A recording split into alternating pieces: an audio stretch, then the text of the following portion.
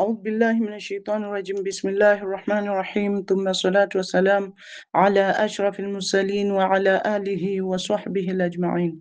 رب اشرح لي صدري ويسر لي أمري واحلل عقدة من lisani yafqahu qawli. Amma ba'da, assalamu alaikum warahmatullahi wabarakatuh. Dada zangu katika iman, tuendelea na darasa yetu, na leo hii nitazungumzia kuhusu kuwajibika kwa nafsi na athari zake katika Uislamu. Dada zangu katika iman, nawahusia na kuhusia nafsi yangu kumkumbuka Allah subhanahu wa ta'ala aliyetukuka na kujitahidi kufanya matendo mema yatakayotuletea heshima siku tutakayokutana na Allah subhanahu wa ta'ala. Anasema Allah subhanahu wa ta'ala kuhusu hayo katika Quran, Surat Al-An'am aya 158, baada a'udhu billahi minash shaitani rajim, yawma ya'ti ba'dhu ayati rabbika la yanfa'u nafsan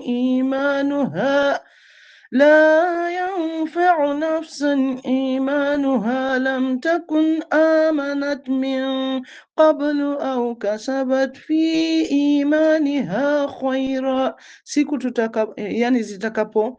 zitakapofika baadhi ya ishara za Mola wako mlezi, kuamini hapo hakutomfaa mtu kitu ikiwa hakuwa ameamini kabla yake au amefanya khairi katika imani yake. Dada zangu katika iman, Allah subhanahu wa ta'ala katika aya hii anawatishia wale wanaomkufuru na wanaokanusha mitume wake na kukanusha ishara zake, na wale wanaoelekeza watu katika njia potovu. Dada zangu katika iman, Ibn Jabir asimulia kutoka kwa Abu Huraira radhiallahu anhu, ambaye alisema kuwa Mtume sallallahu alaihi wasallam amesema, thalathatu idha kharajna la yanfa'u nafsan imanuha lam takun amanat min qabl au kasabat fi imaniha khairan, tulu'i shams min maghribiha wa dajjal wa dabba al-ard, rawahu Muslim.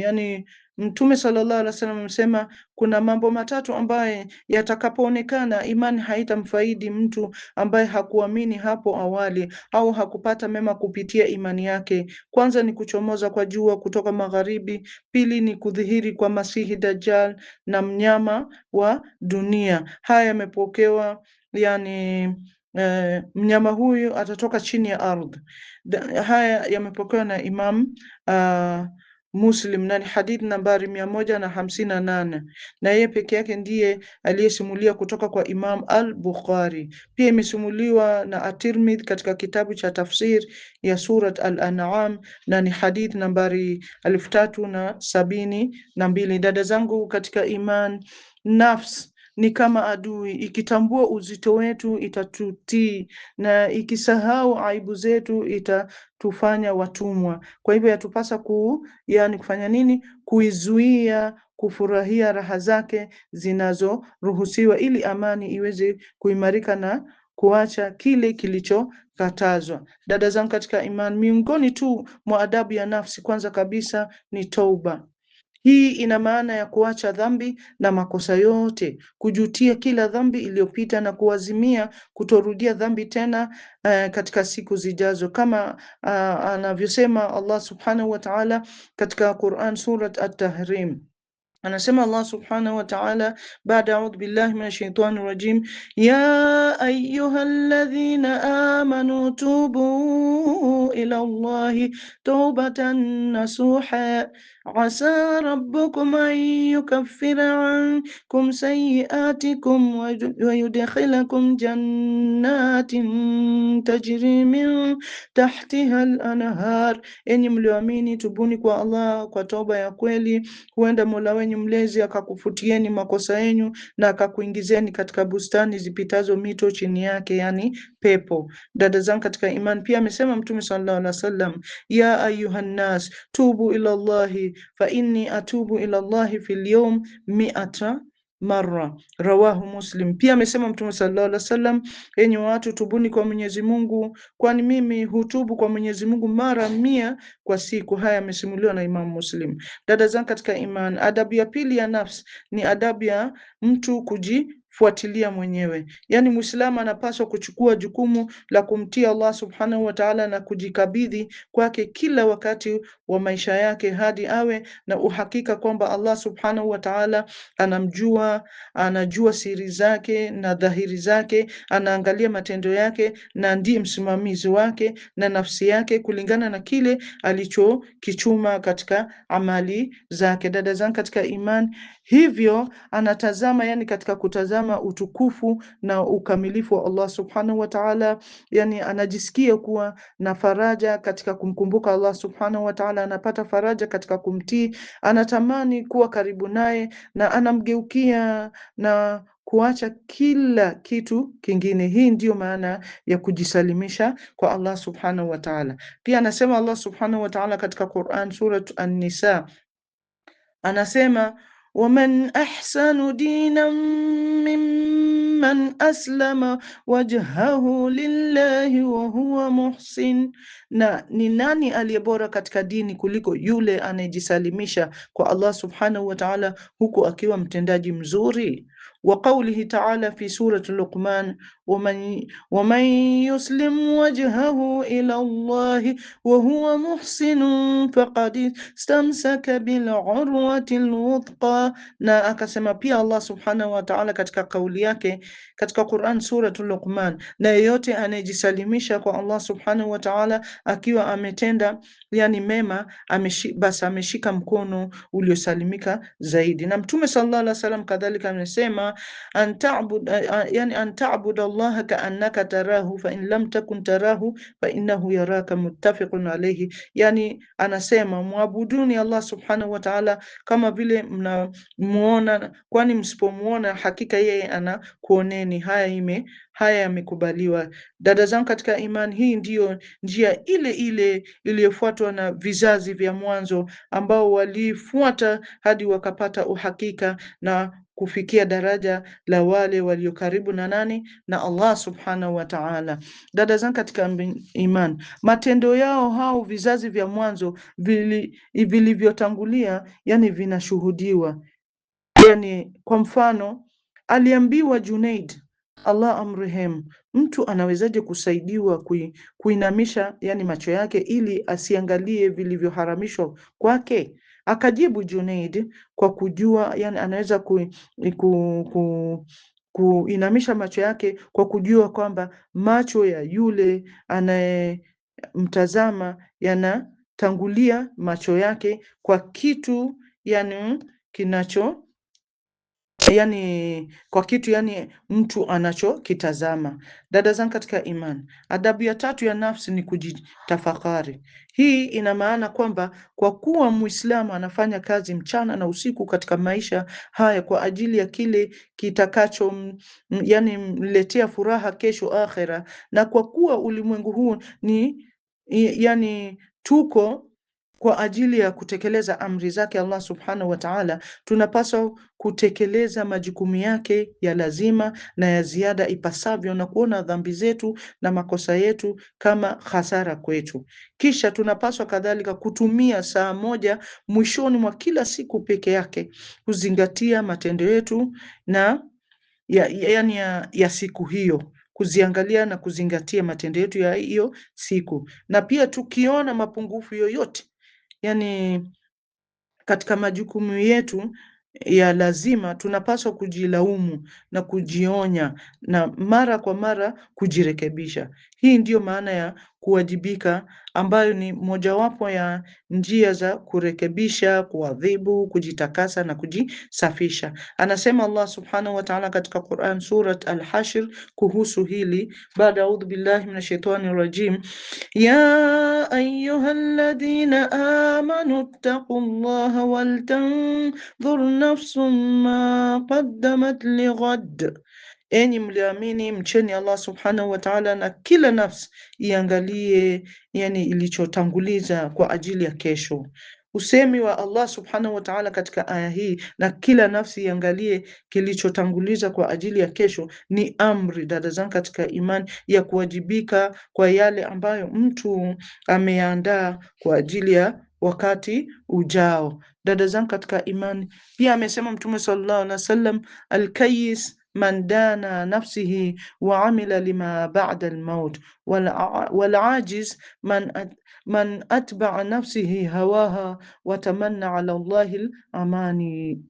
Yani mwenye busara ni yule anayejihesabu nafsi yake na kufanya kazi kwa ajili ya kile kinachokuja baada ya kifo, ilhali yule asiyeweza ni yule anayefuata matamanio yake na kuweka matumaini yake kwa Allah subhanahu wa ta'ala. Dada zangu katika iman, na Abu Talha radhiallahu anhu alipojishughulisha sana na bustani yake kuliko swala yake, alitoa baadhi ya bustani yake kama sadaka kwa ajili ya Allah subhanahu wa ta'ala. Hii haikuwa yani chochote, ila ni kwa lengo la kujichunguza, kujilaumu na kujitia yani nidhamu. Dada zangu katika imani, katika maisha haya sisi ni kama wafanyabiashara. Baadhi yetu tunafanya biashara na shaitan, na baadhi yetu tunafanya biashara kwenye rehma, kwa mwenye rehma, na baadhi yetu tunafanya biashara yetu kwa matamanio yetu wenyewe. Kila mfanyabiashara miongoni mwetu anahitaji kufuatilia biashara yake na kushughulikia mambo yake, yani vinginevyo biashara hiyo itageuka kuwa hasara na faida itageuka majuto. Dada zangu katika iman, mfanyabiashara wa kweli miongoni mwetu ni yule anayefanya biashara na Allah subhanahu wa ta'ala, aliye mwadilifu, anayetoa faida bila kipimo au kikomo. Dada zangu katika iman, anasema Allah subhanahu wa ta'ala katika Quran, Surah As-Saff aya ya 10 hadi ya 11, بعد أعوذ بالله من الشيطان الرجيم يا أيها الذين آمنوا هل أدلكم على تجارة تنجيكم من عذاب أليم تؤمنون بالله ورسوله وتجاهدون في سبيل الله بأموالكم وأنفسكم ذلكم خير لكم إن kuntum ta'lamun. Enyi mlioamini, je, niwaongoze kwenye biashara itakayowaokoa na adhabu chungu? Ni kumwamini Allah subhanahu wa ta'ala na mtume wake, na mjitahidi katika njia ya Allah subhanahu wa ta'ala kwa mali yenu na nyinyi wenyewe. Hilo ni bora kwenu, laiti mngelijua. Dada zangu katika imani, viumbe wengi miongoni mwetu isipokuwa wale ambao Allah subhanahu wa ta'ala amewarehemu, Allah tulinde sote kutokana na hali yao, wamechukuliwa na sheitani kwenye kiti cha matumaini. Kwa hivyo wamesahau sababu kubwa ya kuumbwa kwao. Wengi wao, dada zangu katika imani, miongoni mwetu sisi wenyewe hawataamka hadi iwafikie sakratul maut au qiyama. Anasema Allah subhanahu wa ta'ala katika Quran, Suratul Kahf aya ya 103 hadi 104, قل إن ننجيكم بالأخسرين أعمالا الذين ضل سعيهم في الحياة الدنيا وهم يحسبون أنهم يحسنون صنعا. Yani sema, je, tukujulisheni wenye hasara kubwa kuhusu matendo ni wale ambao juhudi zao zimepotea bure katika maisha haya, huku wakidhani kwamba walikuwa wakifanya mema. Dada zangu katika imani, kutokana na hali hii inatubainikia kwamba baadhi ya watu miongoni mwetu tunafanya ibada yani tukidhani ya kwamba ni sahihi kwa jina la Allah subhanahu wa ta'ala. Ikiwa sote hatujihukumu, ni lini tutatambua kwamba tumekosea na ni lini tutarekebisha njia zetu? Sote tukiwajibika, dada zangu katika iman, tutadhihirishiwa makosa yetu, na kwa uwezo wa Allah subhanahu wa ta'ala atatujalia kuyarekebisha. Hili ni jambo la pili ambalo baadhi yetu tunapuuza, ambalo ni kuyarekebisha makosa yetu. Sote twatambua pale tunapokosea kuwa tumekosea, lakini wako wapi wasahihishaji wa hikma na mawaidha mema baada ya kutambua makosa yetu? Wako wapi yani wasahihishaji kwa hikma na mawaidha mema, wako wapi? Na kwa hilo Allah subhanahu wa ta'ala anatuambia katika Quran, Suratul Hashr aya ya 18, يا أيها الذين آمنوا اتقوا الله ولتنظر نفس ما قدمت لغد واتقوا الله inna Allaha khabirun bima ta'malun, yani mlioamini mcheni Allah na kila nafsi iangalie yani ilicho yani tanguliza kwa ajili ya kesho, na mcheni Allah, hakika anazo habari za mnayoyafanya. Dada zangu katika imani, Ibn al-Qayyim Allah amrehemu alisema wajibu wa kila mja ni kujihisabu nafsi yake, yani wajibu wa kila mja kujihisabu nafsi yake unaonyeshwa na kauli ya Allah subhanahu wa ta'ala, ya ayuha alladhina amanu ttaqu llaha waltanzur nafsum ma qaddamat lighad, enyi mlioamini mcheni Allah na kila nafsi iangalie ilichokichuma kwa ajili ya kesho, na mcheni Allah. Dada zangu katika imani, ameifasiri aya hii Ibn al-Qayyim kwa kusema, yani kila mmoja wetu na afikirie matendo tuliyoyaandaa kwa ajili ya siku ya Kiyama. Je, ni matendo mema yatakayotuokoa au ni matendo maovu yatakayotuangamiza? Na amesema kadhalika Katada, yani Mola wetu ameileta Kiyama karibu hadi nia ni kwamba akaifanya kama ni kesho, ili nafsi urekebishwe kwa kujihesabu na kuharibika kwa kiburi na kupuuza na kujisalimisha kwa matamanio yake. Dada zangu katika imani, waja wema waliotangulia walikuwa wakiwajibika kwa kila jambo dogo, kana kwamba nafsi zao hazikuwa zao, bali zilikuwa ni yani mkopeshaji aliyedai malipo kutoka kwake, au mfanya kazi aliyemfuatilia kwa ajili ya kazi yake, kama yani Maimun ibn Mihran radhiallahu anhu alivyosema kuwa mume hawezi kuwa mcha Mungu hadi ajikosoe zaidi kuliko mwenzake anayefanya nini, anayemkosoa. Alisema nani haya? Yani Maimun ibn Mihran. Dada zangu katika imani, miongoni tu mwa mifano ya waja wema waliowajibika na kuwahimiza watu kufanya hivyo, dada zangu katika imani, ni Abu Bakar Siddiq radhiallahu anhu. Wakati sahaba Ibn Mas'ud radhiallahu anhu alipoingia kwake na kumkuta ameshikilia ulimi wake akisema, hiki ndicho kilichoniletea matatizo haya. Na kwa kadhalika kutoka kwa Anas bin Malik radhiallahu anhu alisema, nilimsikia Umar bin al-Khattab naye radhiallahu anhu naye siku moja, na nilitoka naye hadi alipoingia ukutani, na nikamsikia akisema, na kulikuwa na ukuta kati yangu na yeye, amiru wa waumini Umar, umefanya vizuri mwana wa al-Khattab, lazima umche Allah, la sivyo atakuadhibu. Haya yamepokewa na Al-Zuhud na Imam Ahmad. Kadhalika, dada zangu katika iman, mtu mmoja alikuja kumlalamikia Umar bin Khattab radhiallahu anhu alipokuwa na shughuli nyingi.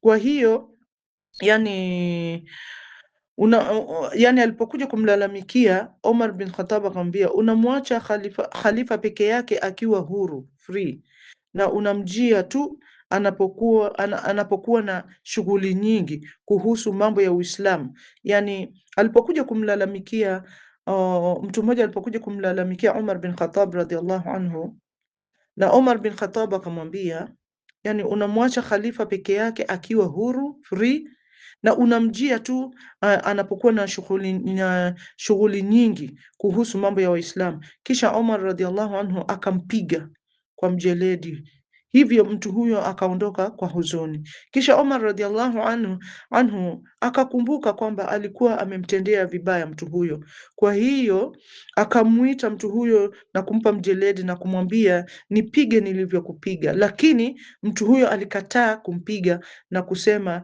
nimeacha haki yangu kwa ajili ya Allah subhanahu wa ta'ala na kwa ajili yako. Kwa hivyo akasema Umar bin Khattab radhiallahu anhu, ima uache kwa ajili ya Allah peke yake au chukua haki yako. Na kwa hiyo mtu huyo yani akasema nimeacha kwa ajili ya Allah subhanahu wa ta'ala.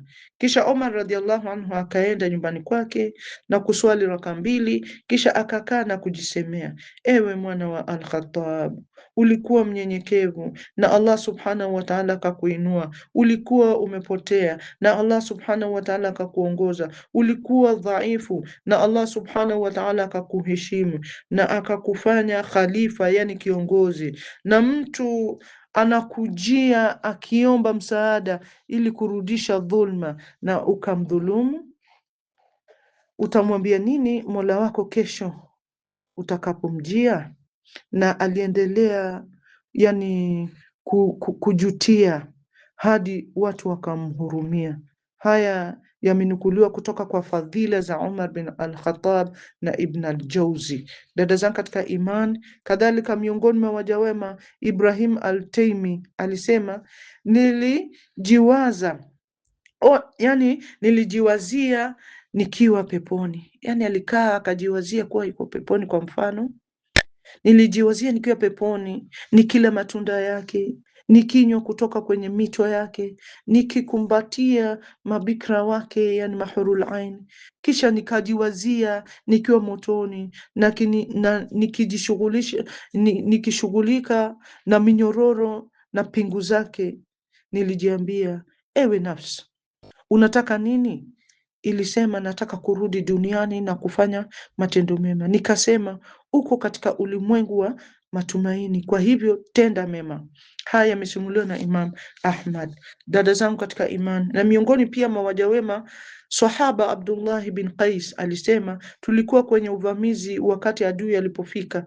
Watu walipiga kelele na wakaenda kwenye safu za vita siku yenye upepo mkali, na kulikuwa na mtu mbele yangu akijisemea, ewe nafsi yangu, je, sikushuhudia tukio fulani na fulani na ukaniambia familia yako na watoto wako? Kwa hivyo nilikutii na nikarudi. Je, sikushuhudia tukio fulani na fulani na ukaniambia familia yako na watoto wako? Kwa hivyo nilikutii na nikarudi. Wallahi nitakuwasilisha leo kwa Allah subhanahu wa ta'ala, yani akuchukue au akuache, aniambia nafsi yake. Akaendelea kusema mtu huyo kuiambia nani? Kuiambia nafsi yake, nitakutazama leo. Kwa hivyo yani nikamtazama, anasema mtu hule, na akawashtaki watu dhidi ya adui yao, na alikuwa miongoni wa kwanza wao. Kisha adui yani akapigana na adui, akawashtaki watu nao wakashindwa, yani wakakimbia, yani akapigana katika ile jihad hadi maadui wakakimbia, na mtu huyo alikuwa tu mahali pake baada ya wale maadui kukimbia katika ile vita ya jihad, hadi maadui waliposhindwa mara kadhaa. Na mtu huyo alikuwa anaendelea kusema anaendelea kusema Sahaba Abdullah bin Qais, na mtu huyo alikuwa akipigana kwa uthabiti. Akasema Qais, wallahi mtu huyo aliendelea kupigana kwa uthabiti hivyo hadi nilipomwona amelala amekufa.